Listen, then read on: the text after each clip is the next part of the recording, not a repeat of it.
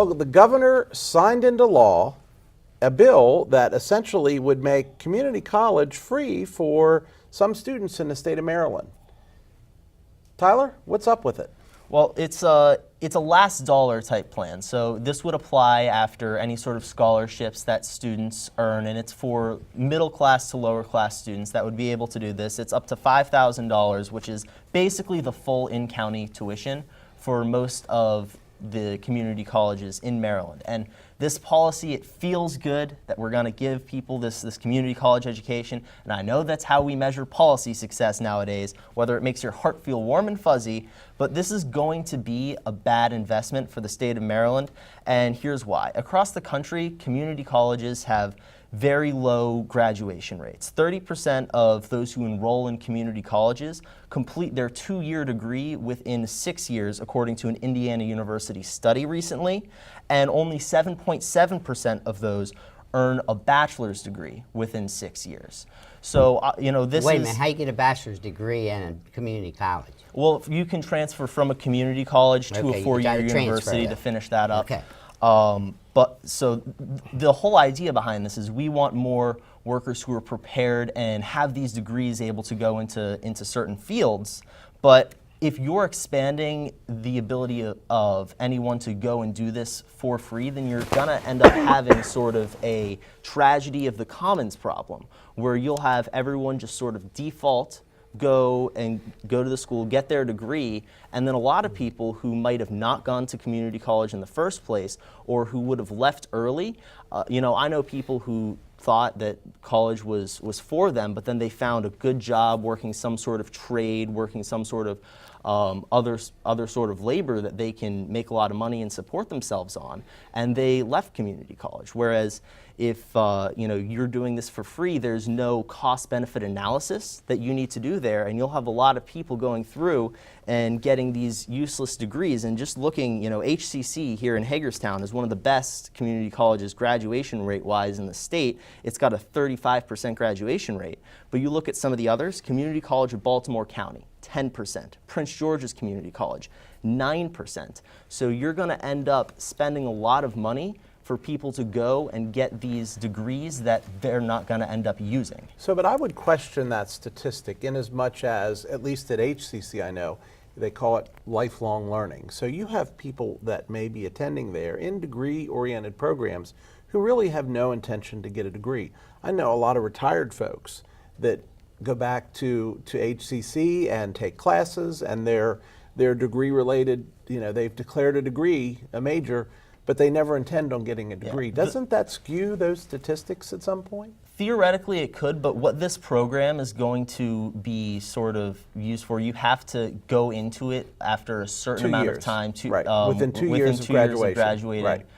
Graduating college. So that could graduating high school. Graduating high school, yeah. That could skew those statistics a little bit, but it's still overall, when you're making something free, it will, in the long term, become more expensive, and when the government there's several states that have stuff like free that. Education. If you West Virginia being one. Yeah, West Virginia does. Yeah, but the government that's been subsidizing education and college education for so long, that's why the price goes up, because the schools know that they can We get a free high school education. And let's understand that free is never free. No. Of course, it's coming from the taxpayers. But to your point, the fact that we're making money available is now less incentive of the local community colleges to keep colleges as affordable as they have been. Now there's a cap. They can't raise their cap. They have to operate within a certain guideline. And the only thing it takes is a little bit of twisting the arms in Annapolis, and the cap gets raised. Last year, go back to what Hagerstown Community College but did let's last look over year. the long. When money became more available, look at the burden of student debt that our nation is carrying. Okay, huge. So it's huge. It's burdensome. Someone who graduates college today could have a 6-figure burden of college debt to retire. Probably will have a 6-figure burden. And this is a great program on paper, but what's happened is the cost of college has expanded beyond what the rate of inflation is. And so now it becomes a burden to the student attending, and they're carrying with that for the next 40 years of their professional career, trying to repay that debt. And that's kind of ludicrous. The way it sounds, wait a minute. The way it sounds, there's nothing that works on anything. I personally like what Hogan's doing. I think what he's doing out there is good. You've got a lot of statistics. Statistics can be used to prove anything you want them to prove. What it's going to do, it doesn't say every kid's going to do it. It says so many kids. I think it's 150,000 for 125, I think. I thought it was Well, 150. the cap is $15 million for the program Yeah, annually. so it can only go so far, and we've talked about a free education for community colleges to get people out here that can't afford it. We're in an area that people say they can't afford it. Does everyone need a college degree? No. Well, let's talk about that one for a second. And Ron, I'm going to throw this back to you because I know you are a Yeah. big advocate of technical education Yes. and trade education. How does this impact? Does this pull people away from being plumbers and HVAC mechanics and all of those other tradesmen that, as Tyler pointed out, you can make a pretty good living, if not a Exactly. darn good living at? Okay, I want to see Tyler come back he and I come back and say, let's give the same credibility, the same attention to technical training that we give to academic training. Technical training will train more people, get more done than just what academics do. We concentrate on the finest buildings, the finest resources going to academics, and to the technical people, they get the worst that's out there. That, to me, is what's wrong with education in America. But how does this impact? Is this We don't going talk to- about it. But I'm asking you, in your opinion, is this going to pull people away from that technical education to say, oh, I don't need to learn how to be a bricklayer. I'm going to go to college and have the HCC desk has job. far more to do. They have a lot of technical type innovative work at the STEM building and other buildings that they can move in to get into. But what if we technical went high back school. to having traditional apprenticeship programs? Great idea. I mean, that would be a lesser cost than $5,000. Plus, they're earning some Well, let's income. do that. I'm all for that. Let's take $15 million invested in apprenticeship. What do you think about that, Tyler? That sounds like a great idea. And on here last summer, I was saying that internships and apprenticeships for people my age, if you're looking to get into some sort of business, whether it's something you need a college degree for or not, that's the way that you learn and you gain your skills. And here's just going back to the cost of this. One last point I was going to make. Think about how the price of an HD TV with a big screen has changed in the last 15 years. 15 years ago, it was thousands of dollars, for this big clunky thing, and now you get this flat screen this wide that it gives you a crystal clear picture, and it's just a few $100s. And that's something that, obviously you don't need a big screen TV. The price of that, the government isn't subsidizing it because they don't think you need it, so that drops like a rock. You look at education, the government subsidizes it, the price slowly goes up. Anything that the government subsidizes, you're going to see the prices increase on. The private sector is what's driven colleges up. Government don't subsidize the colleges primarily. That's exactly what they do with Pell student grants? loans. Well, you get Student loans, underwriting it? Who runs the colleges? A lot of Harvard, times it's- Yale, Penn State. Penn State's a state university for the state of Pennsylvania. They're University of Maryland. That's a college run by the state of Maryland. And these Or universities. do you think they they're want, bad?